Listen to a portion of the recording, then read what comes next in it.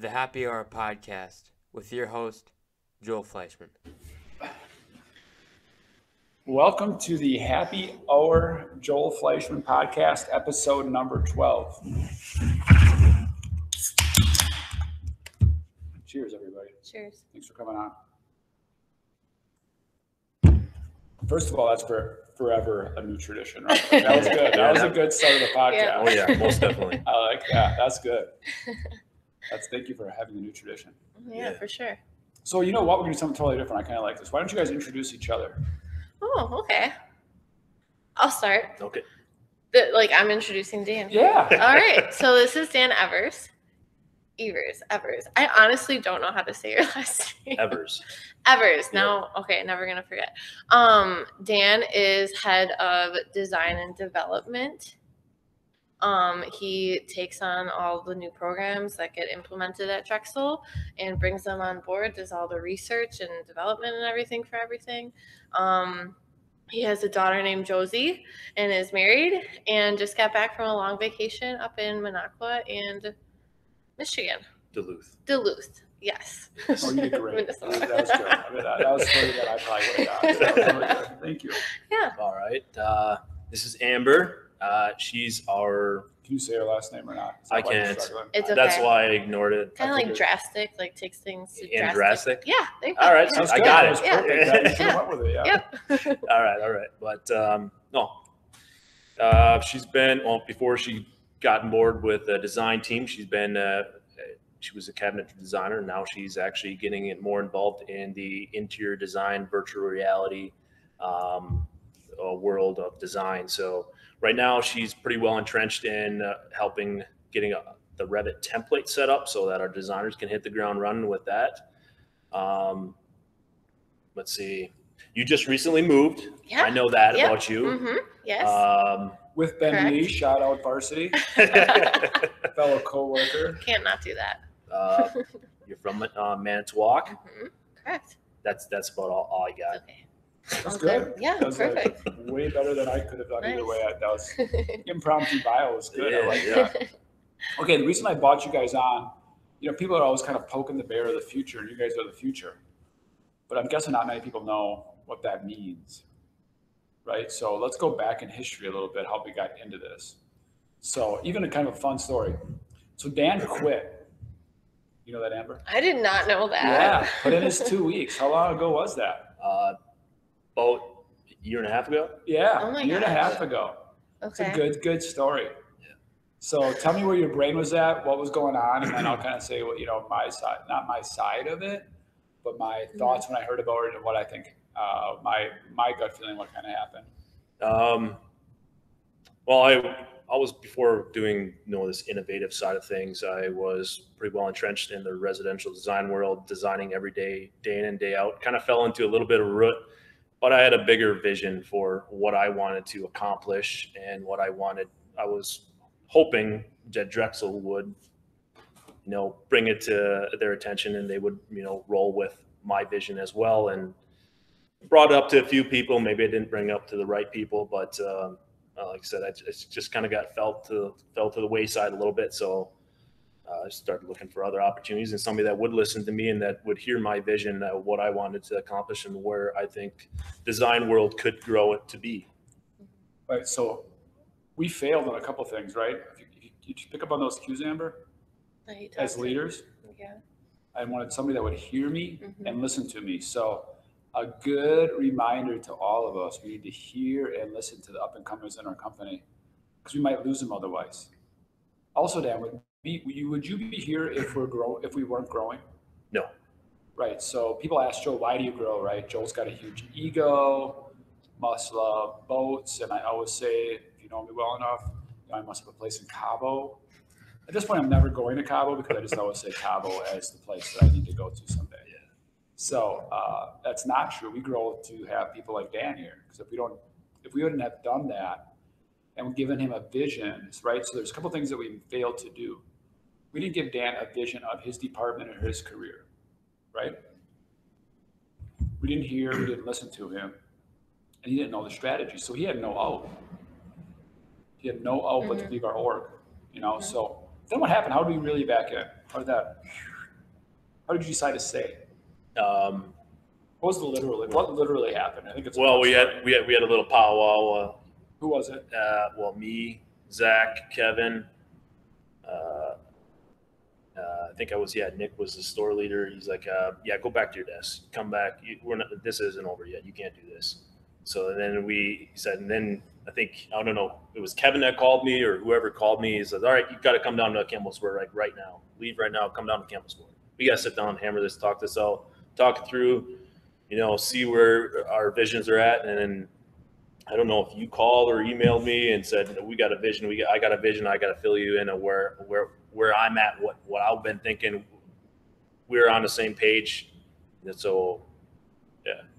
Then I got involved. Yes, he did. Yep. So we all had a little powwow down here downtown, and where you were. Yeah. Yep. Spoke our minds. So what actually do you do now? What have you been doing for, that was a year and a half ago. So for about 18 months, what have you been doing? What does research and development of design and estimation really mean? Well, at first, it was just a lot of research, trying to find the right programs for Drexel. I had a lot of dead ends. What was the objective? Why is it a position? Sorry. Why is it position? Well, we want to grow and we want to change. If we're not growing, we're not changing. They go hand in hand. There's always something better out there than the process we're doing right now, and we're just trying to find. We got to be on the cutting edge. We want to be different. So it's really, really, really, really, really, really hard for most companies to change estimation or design, right? When do you do it? No time is a good time. No time is a good time. Who is going to research and development, right? So what normally happens, what happened in the history of Drexel was, hey, Dan, look into this new software. We've been using AutoCAD Lite 12 years. So Dan goes, cool, I love that project. All the energy of the world, right? But he's still got to grind. So guess what? We'll meet in 2 weeks. Let me know if it's there yet. He literally goes home at night, carves out a couple hours, maybe even jumps a couple lunches, works a little overtime. We call it extra innings. Yeah, it's just not there yet, Joel. I don't think we're ready to switch, right? So then it goes on the back burner, it goes on the back burner, it goes on the back burner. Cabinetry. I think without possibly, I don't know if that's true or not, without the pandemic, would we be in 3D color? Not so much. Not so much because we didn't have so much. We didn't have any time. Exactly. So we need a research and developer, which is a huge risk, right? It's like literally paying Dan and huge risk for Dan to do what? Explore better options, software, and the ways to do things. And we just run out of time as a company to do that. All companies, I believe, in our industry, building supply, either they're too big or they're too small, or they just can't see that and invest in that. So we took a huge leap and really invest in Dan. Dan's investing his time to get to the point now where we have new estimating software, new design software coming, just an Amber conversation coming up, right? So I think that's good for you. Yeah, you good? Yeah. On your career path? Yeah. Yep. Amber, your career path. How'd you get hired?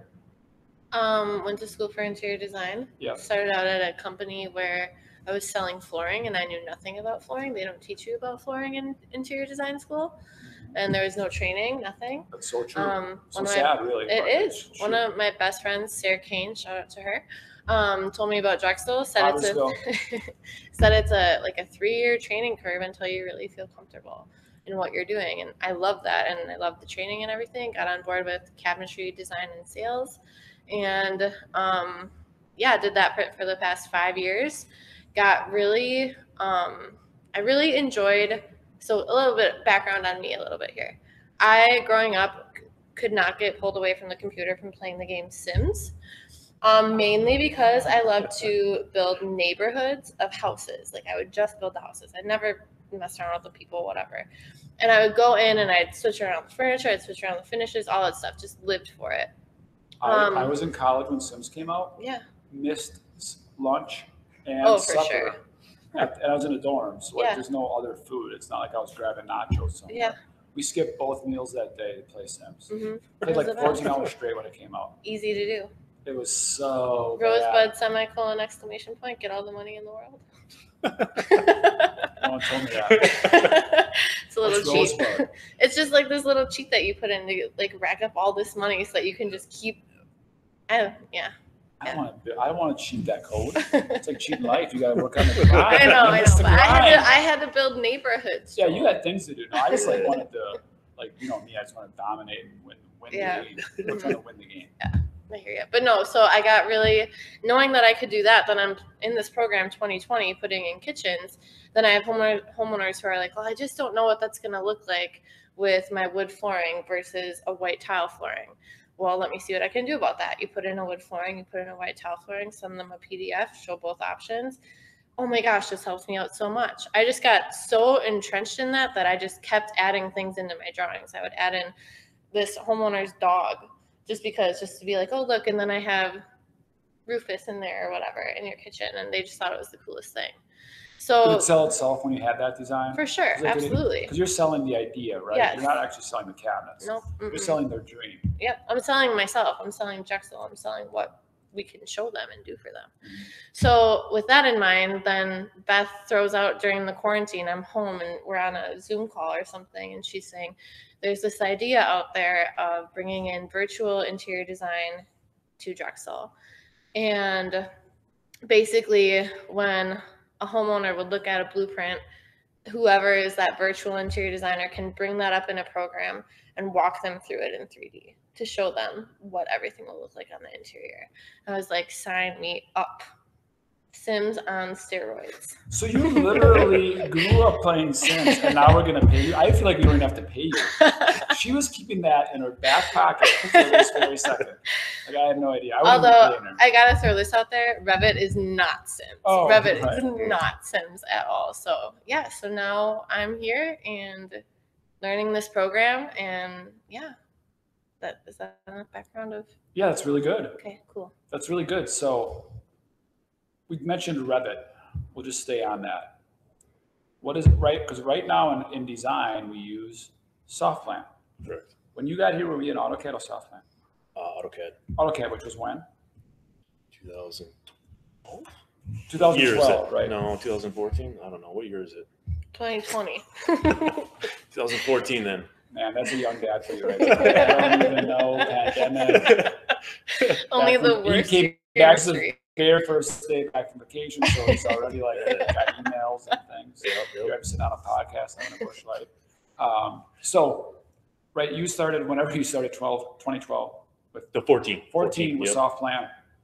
I was taught AutoCAD. Oh no, so Yeah. I think we were about 2 years, 14 to about middle of 2015 into 16. We were using AutoCAD. So you helped to bring in SoftPlan. Yeah, me and McKee worked on SoftPlan. Right, that's right. Yeah. Right. So but before that, going all the way back, we drew by hand. And in fact, Frank Gittering in our Kiel location, if you know Frank at all, he actually was interviewed with my dad and said, I want you to take you from, at that point we were pencil drawings. Walt Disney with the tablet, right? Joe Miller, and Kiel still does that. Shout out to Joel. But Frank Gitter talked to my dad and said, we want you to bring computers into design. My dad was always very into technology. You wouldn't know that from talking to him. And Frank figured it out, just like totally like, just got a copy of AutoCAD and figured it out. So I learned AutoCAD from Frank when I was in high school. I would drive truck, and then when we were slow, I'd get kicked in to do the design. And then I'd get kicked back out in the afternoon when deliveries got heated up again. So we'd listen to a lot of NPR, and that was with Frank. And then right next door in the next cubicle, if you will, was Ron Neitzel, and listened to a lot of Rush Limbaugh. So I learned the two ends of the spectrum of liberal and conservatism. Mm-hmm. So that's been going on a long time. Ron Neitzel retired with us, and he really thought the world was going to end in 1994, 5, 6, 7, 8, 9, 2000, that the government was going to crash. So Ron, it's 2020 and we're still okay. We're going to be okay in 2021. Sometimes it doesn't seem like it, even in the 90s. In the 90s, we still had major problems. So we had AutoCAD a very long time, SoftPlan for a long time. We are moving to Revit. Why? Right.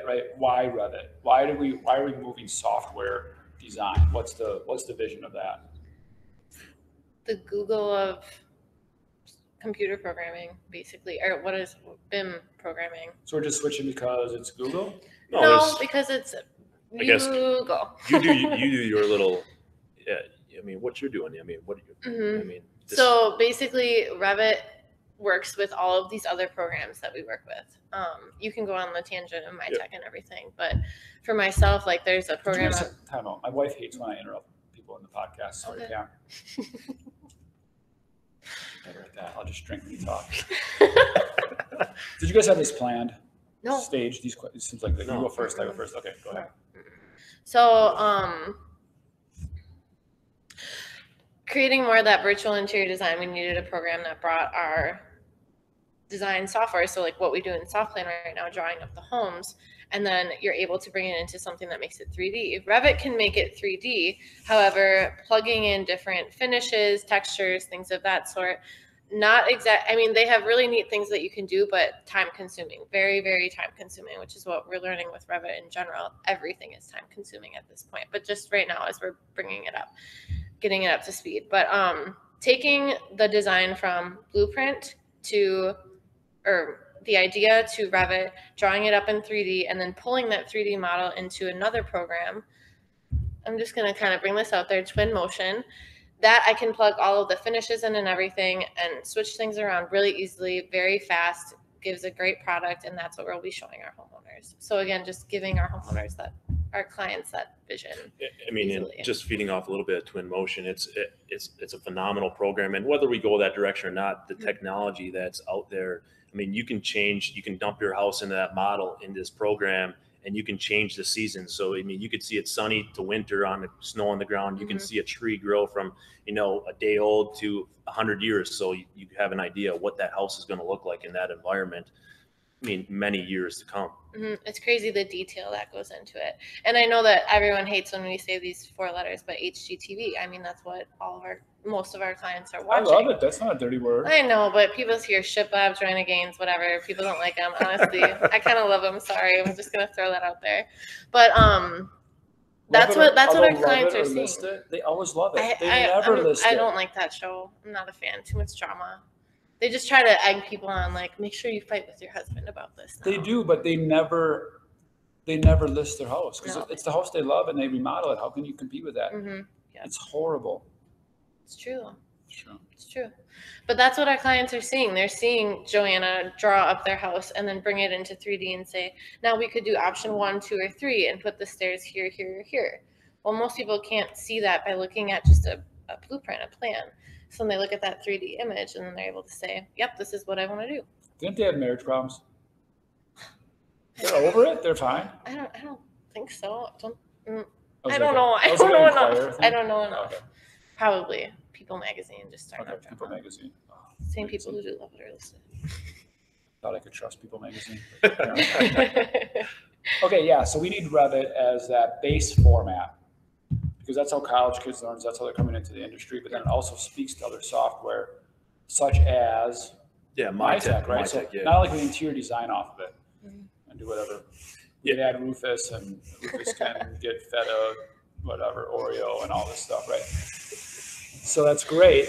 But then it also, on the engineering materialist side, what can it do for us? Well, the big picture is obviously just workflow from Revit to software to supply to structure. We can take that same model that we're drawing as a designer and import it into supply and into structure too. And so just the repetition of having to create that model over and over is done. We're not duplicating anything anymore. But the same thing too, like I said, if we're getting our plans drawn by us, we can take that, dump it into supply, and all we have to do is apply material to that model. No longer do we have to, we're not tracing lines anymore on the plan. It's the model. We're all working with a 3D model. So for people that don't understand, currently, if you design a home with us or somebody else, hopefully with us, somebody designs the home, then we basically draw lines and design the home again in Plan Swift. And then we do it again to do I-joist layouts. And then we do it again to get roof trusses. And then we might do it again somewhat to get a window bid. We got to pull something to get the window bid, as well as then we have to recreate cabinet drawings. Did I miss any software in between? Probably at this point. But so Revit, our real goal, because we're saying this is, you might be thinking this is going to take much longer with Rufus and the tree growing. But we're saying that's going to go a lot quicker because we can just speed up the process, eliminate a lot of steps, eliminate permanently steps, correct? While offering new opportunities. Right, 3D design. Yep. Virtual interior designer. Yep. So really strange thing in our industry, home plans have always been free. As long as you buy materials from us, right? It was a very leading indicator. One reason we haven't added all these features is because there's a cost. So starting in 2021, I forgot the year, is that we're going to start charging for plans and designs. There's more information coming on that. We'll leave that just as a little Johnny Appleseed plant over here with a seed. Nobody freak out. There'll be lots more information to come. But that's how we're going to not justify all this, value all of that. But also we're going to have quicker lead times, standard plans that are much easier to manipulate, way cooler services, some really true added benefits, as well as a design membership program that's only going to be $50 a month to builders, which is pretty freaking cool. Pretty cool. So how is it coming, right? So like we're inventing something. I hate inventing stuff. You know me, I love to copy and steal everything, not copyright stuff. I'm just saying principle, philosophies, ideas, read a book, use that to your advantage. This isn't like that, right? You guys feel like you're inventing it? Absolutely. Yeah, making it, directly for Drexel to operate. That's the only way we're going to be efficient is by making it our own, really. Is that stressful or is that fun, or both? Both, because I can attest to this right now.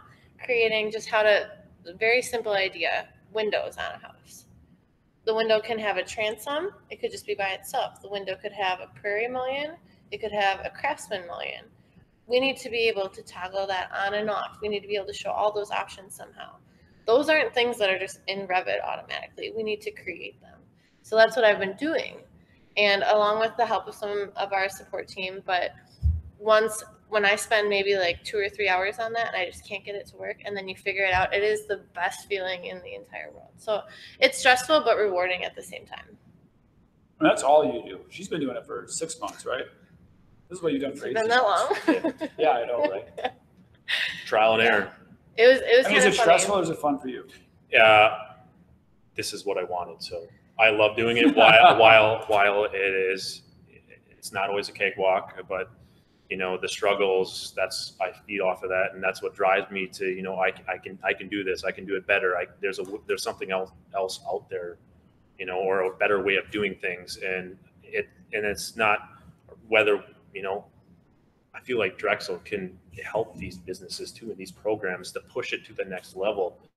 And the idea is not only my idea, but the support of our team, the ideas that they're coming up with, we can propose to these companies too, and make it better than what they are right now. And that's only making it look better for their product in the long run. We're so ahead of a technology that we're actually pushing the technology. Yes. Is that right? Yes. That's awesome. That's awesome. I mean, you guys give yourself huge props for that. Mm-hmm. You said you were going to have something funny that you had to say. I did have something. I just wanted to chime in there. So a few months into doing this, I think I called Dan almost in tears, kind of like, I don't know if this is for me. Like, this is really difficult. I was like, I'm the kind of person that I lay out my clothes for the next morning. I know what the weather's going to be like. I have everything planned ahead of time. And Dan's like, yep, this is what the job is. You go into the next day not knowing what's going to happen. And you fly by the seat of your pants. You don't know what's going to happen. He's like, that's why I took this job. And I was like, we are opposite people. But he's like, everything's going to work out. The reward is going to be better than the stress that you're going through. And he's right. The reward is, it's good. So you guys know who Mother Teresa is? Yes. Right? Yeah. So in a little bit, if people don't, I mean, I think everybody knows who she is, but what did she do, right? So she really, not COVID, whatever, but she went and she a lot of times went to the poorest people in India and helped them with leprosy. She didn't wear a mask, she didn't have gloves on, she took the risk. She believed that was more important. Sidebar. But getting back to where I'm going with this is she was asked once, she's interviewed a lot later in her life as she become kind of world famous, not by her request, just because people sought her out. But of all the diseases you've treated, right, because she was a nurse, on horrible diseases in India. What was the worst? And she said, by far, loneliness. Right? Which is a COVID thing, obviously, a mental thing, right? People are stuck in places they don't want to be. They're wearing masks, which might be the best thing that we need to do. They need the social distance. Nothing. Loneliness is a real thing. At your job, how lonely does it get? You're a team of 2. You are a team of 1. No one understands what you do.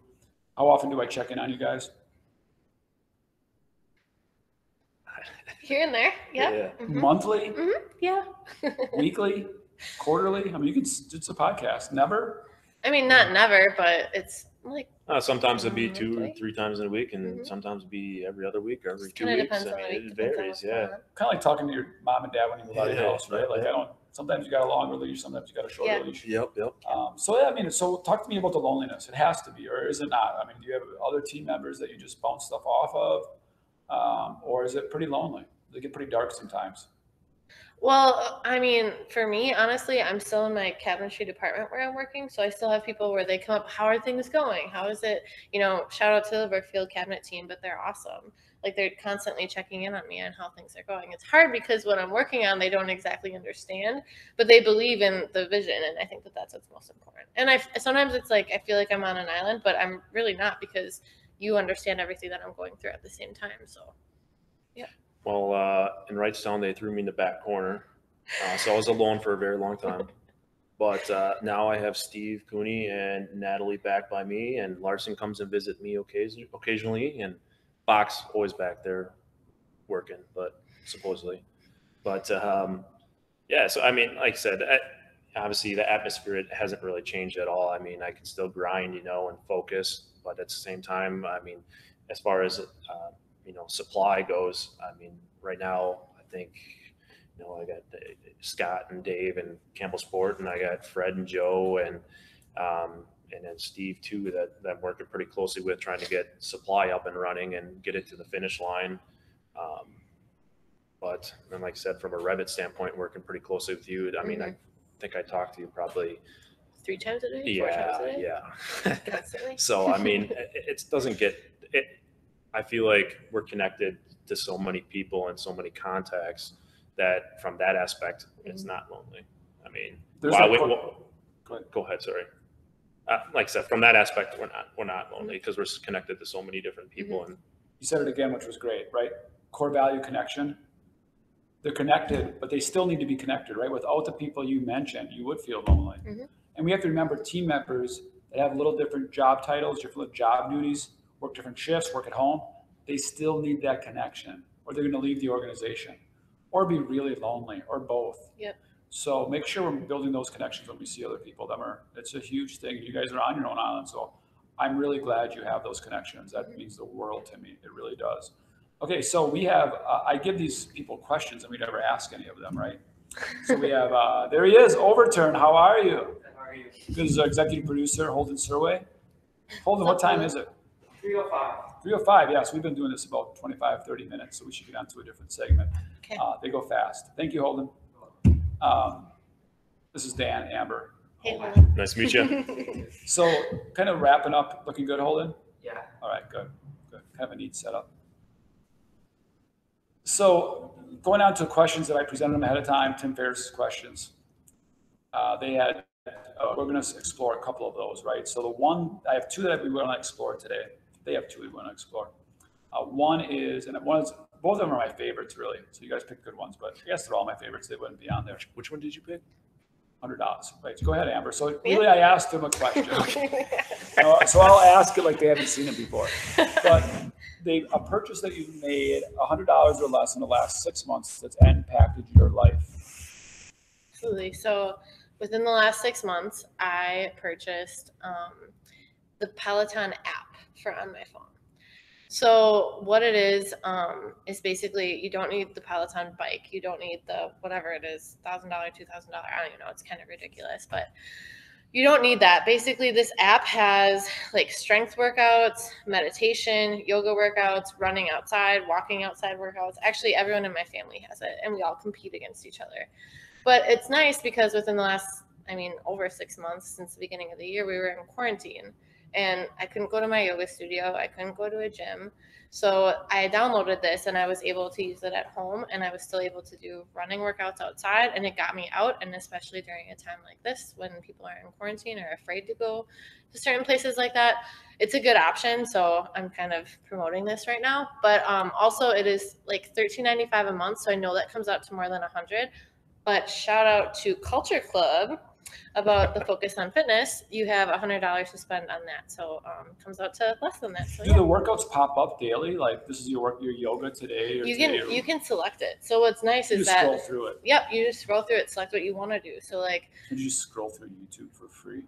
I mean, yeah, but it's not the same because you don't have someone in your ear telling you like, okay, now for this next mile we're gonna push it, or for this next 10 minutes we're gonna push it as hard as you can. So you feel like it's you a have personal you have an trainer. instructor like right in front of What you. about like running? What if Holden's probably like 5-minute miles and I'm like 12? Yeah. Like, how is it push him versus me?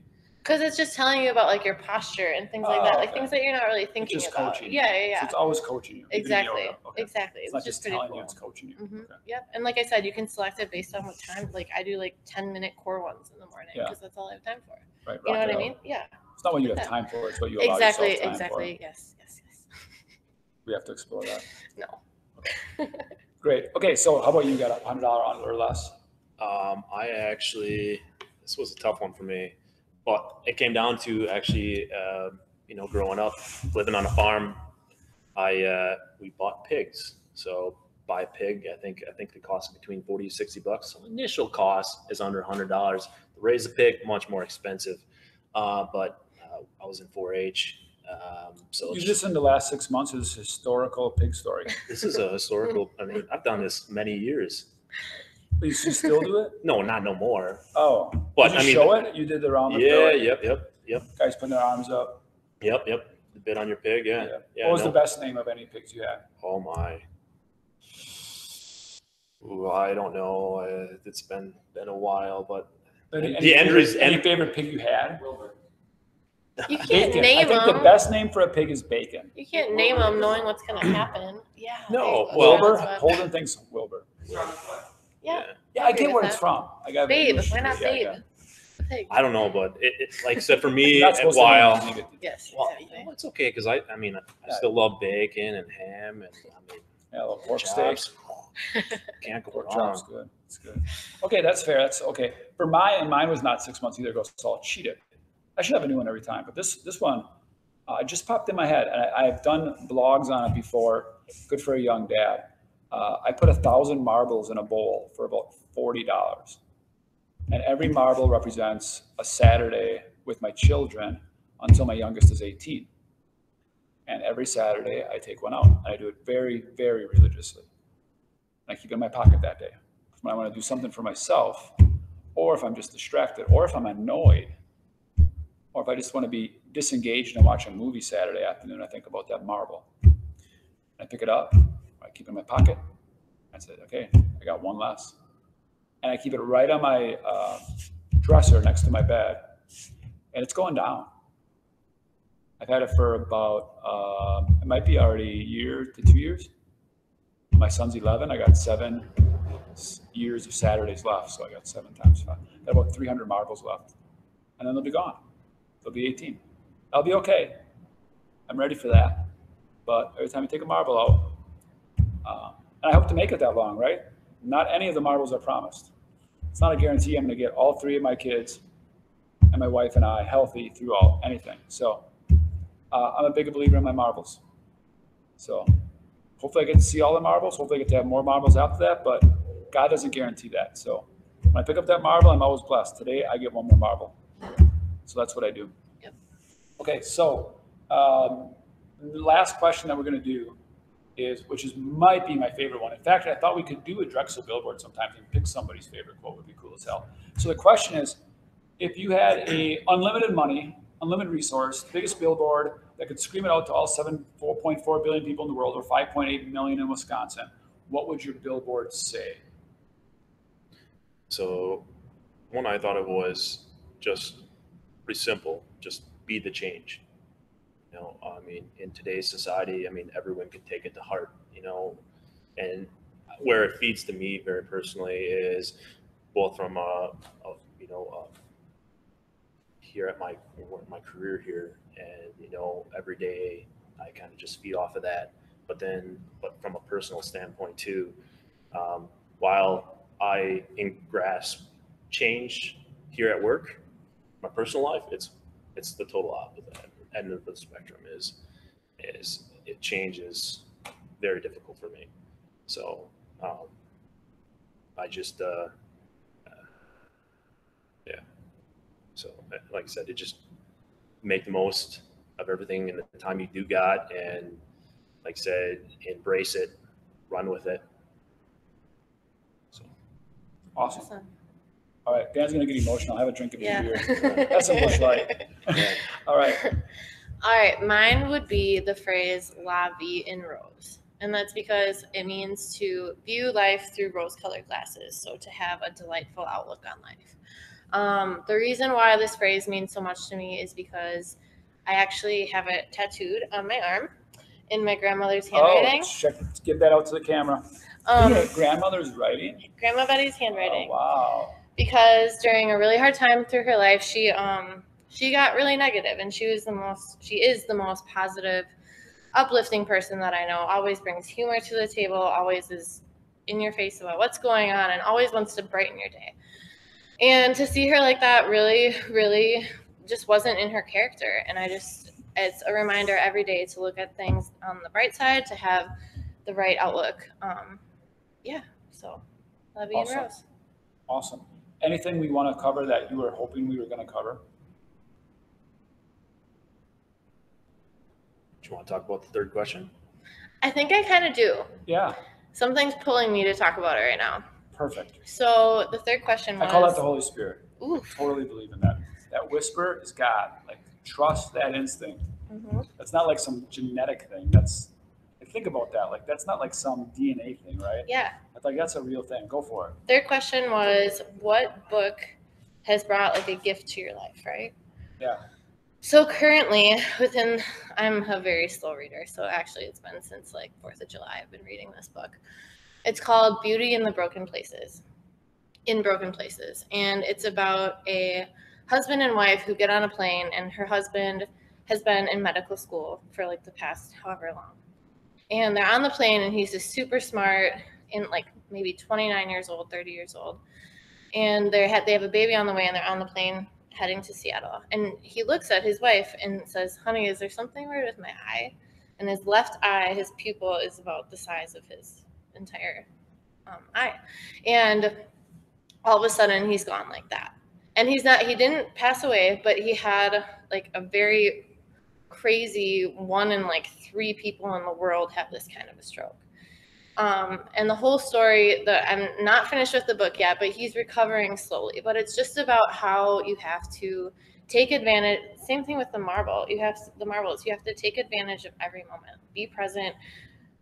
Never take anything for granted. And I just want to throw this out there right now. I actually had a classmate who I graduated with who recently had a brain aneurysm just unexpectedly and was gone like that. And it's like, you can never take for granted what you have in your life and what you have going on, because it could be gone like that. So you never know when your marbles are going to run out. Yeah. So I love it. Thank you so much for sharing that. That's great. Mine kind of feeds off of a different angle of kind of the same avenue. What you're trying to go over is, so I don't have a lot of time to read. I got a daughter, but the times I do get to read, they're children's books. So I'm reading to my daughter all the time. And the book that really speaks a lot to me is, my parents gave it to me shortly after my sister passed away. And it's called Love from a Star. And so I read it to my daughter all the time. And it's pretty much this, the people that we love may not be beside us all the time and forever with us, but they're forever going to be looking after us and being with us, and they'll be there for us. And not to get religious and everything, but God put, and my sister passed away, but she's looking down at me, looking after my family, and she's taking care of us all, and she's looking after Josie constantly. When she falls, she's right there watching her. I believe comforting it. her. I totally believe that. I totally believe that. I really do. Love it. Probably laughing a lot too, like, oh, that's gonna not work out. Yeah. I lost my sister as well, as you know, and I was like, she's like, Good luck with that. That's not going to be great, is it? Yeah. I also think they're living in eternity, right? Correct. So what I always think of, like, no matter how long they're gone from the planet before you see them again, it's like 50 years. I feel like for them, it's going to be like a moment, right? They're going to turn around and be like, dude, what's up? And you're like, missed you. And like, yeah, sure, I'd show you around. Whatever, 50 years, that's nothing. So it's all good. Analogy I always like to use, it's like a jump rope. The handles, that's the amount of time spent here on Earth, and the rope itself is the time we spend elsewhere. You guys are good. You got these guys more often. We'll see. All right, cool. That's great. So my book, what would be current? What's a current book? I'm like a ferocious reader. I'm the opposite. I read a book in a day or two. So I just zoomed through a book, which was from Steph Schwartzmiller on our last podcast. And he had a book on the story of life or something like that. I just finished it. It was great. Really good. I know why Steph gave it to me and why he loved it is because it's totally testosterone book, like dad, jock thing. Like it's total that book. So if you're into that stuff, I want to see the softer side of like geeked up testosterone guys crushing bush lights on their forehead. Check that out. Okay. Well, that's about wraps it up. So again, thank you guys for coming on. I really appreciate it. And that's it. That's the final episode here of episode number 12. Happy Hour with Joel. As always, thanks for coming on. Cheers. Thank you. Thanks, Holden. See you later. Peace.